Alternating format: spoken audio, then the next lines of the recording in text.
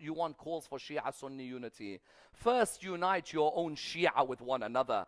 First, visit each other's centers. Learn from each other. And the area you differ with, just say, listen, Maulana, that worldview, that opinion is something I differ with. Do not bring up your kids saying that mosque is full of animals, barbarians, extremists, because that is not the teachings of the Quran. Quran said, hold on to the rope of Allah. Who are the rope of Allah? The Quran and the Ahlul Bayt.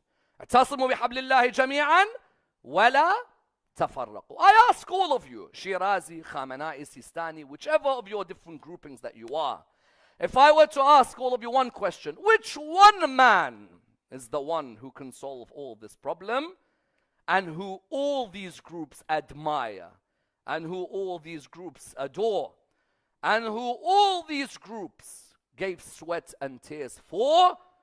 Which man would that be? Imam al-Hussein.